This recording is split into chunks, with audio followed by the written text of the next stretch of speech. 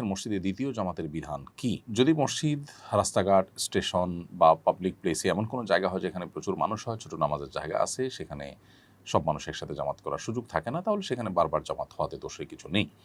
কিন্তু নিয়মতান্ত্রিক যে মসজিদগুলো আছে, সেই মসজিদগুলোতে উম মূলত জামাত একটাই হতে হবে। কারণ একাধিক জামাত যদি সেখানে নিয়মেই রাখা হয় যে আধা ঘন্টা পর জামাত হবে, তো স্টেশনের বা আপনার ফেরিঘাট ইত্যাদি পাবলিক প্লেসের যে মসজিদগুলো থাকে সেগুলোতে হিউজ মানুষের গ্যাদারিং এবং এক জামাতের সবাই নামাজ পড়তে পারেন না, সেগুলোর কথা ভিন্ন। কিন্তু নিয়মতান্ত্রিক মহল্লার যে মসজিদগুলো থাকে এগুলো তো একটা জামাতেই সব মানুষের জামাতে নামাজে শরিক হওয়ার সুযোগ রয়েছে।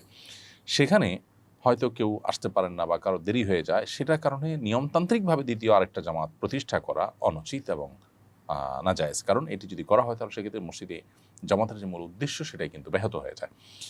তারপরে যদি এক দুজনের জামাত ছুটে যায়, তারা মসজিদের বারান্দায় বা মসজিদের পেছনে কোথাও তারা যদি জামাতের নামাজ পড়ে নেন, ইনশাআল্লাহ সেটি জায়েজ হবে।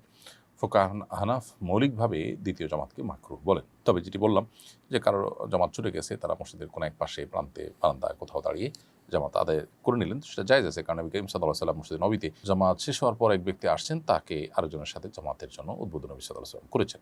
মৌলিকভাবে নিয়মতান্ত্রিকভাবে একাধিক জামাত মসজিদের মধ্যে প্রতিষ্ঠা করা উচিত না।